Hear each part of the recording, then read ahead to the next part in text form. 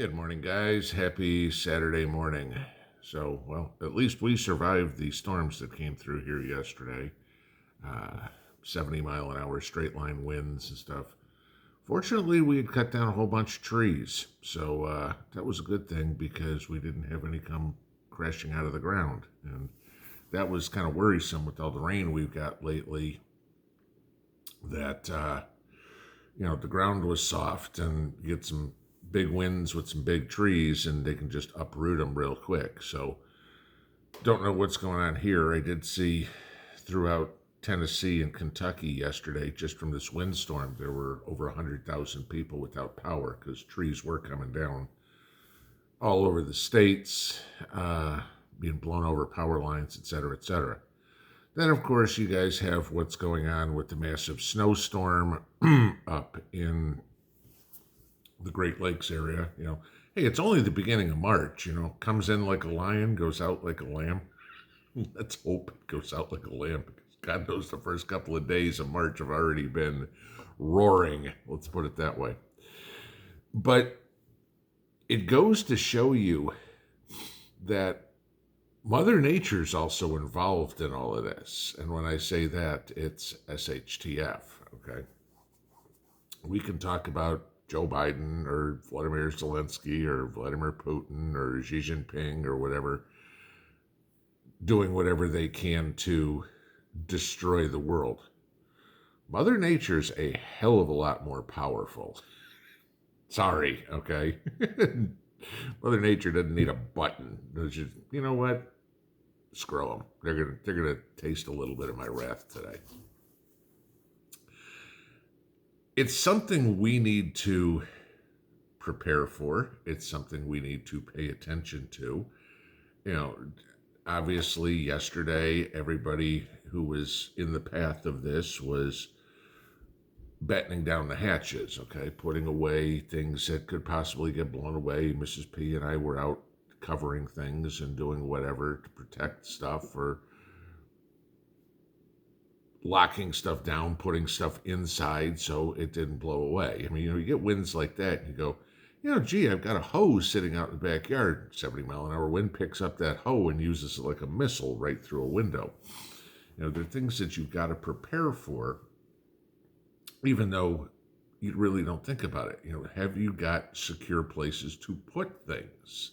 They can't just be scattered around the yard or in a bucket on the back porch or whatever. They can get trashed real quick. Just think about something as simple as your garden furniture, okay? Whatever it would be, get some wicker chairs or something like that. Those can easily get picked up, blown away, smashed up, whatever. And inevitably it all costs you money because chances are you're going to replace it if it's broken. But those are the minimal things. What about Mother Nature getting into the big picture? All right. Now, you guys remember, was it a couple of weeks ago, that massive earthquake that hit Turkey and Syria? I think it was about a 6.4 on the Richter scale. All right. And it was actually predicted to happen. Okay. The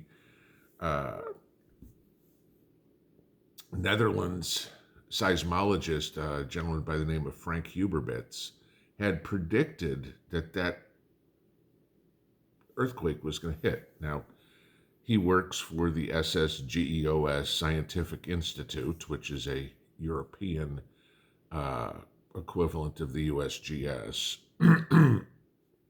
and was warning of seismic activity. Now, there's not a whole lot you can do to protect your house if you live on a fault line. Why you would, I have no idea, but ask millions of people in California. If an earthquake hits, it's going to tear your house up. There's nothing you can do about it. But what you do have to do is have some sort of escape plan for it, okay? Preferably with some essentials. This is where your bug out bag comes in play. This is when we talk about having a plan. If all of a sudden something starts It is not the time to go, what should I bring? You should have at the ready your bug out bag, potentially in your vehicle. Okay, that's where I keep ours, right? Because I know if any situation happens where I've got to beat feet, we're taking the truck. Why? Because it's 4-wheel drive. It gives me a bigger and gives me a little better access to other places rather than a car. Not everybody has a truck, I get it, so you put it in whatever you got, but that's our choice because of having a car and a truck. One's good for gas mileage, one's good for work. Do you have your important papers put away in a folder? Everything, passports, car titles, insurance documents, birth certificate, marriage certificate, anything like that that you're going to possibly need. Do you have, is your laptop potentially, if that's where you keep a lot of data like me, ready? You should be able to get out of your house in about 2 minutes with everything that you need. Grab it, gone. Okay? Because you don't know what's going to happen. And even if gone only means 5 miles away just to get away, that's what you do. You may go back in an hour. You may not. Now, why do I say this is important? Okay. Like I was talking about Frank Huberbits.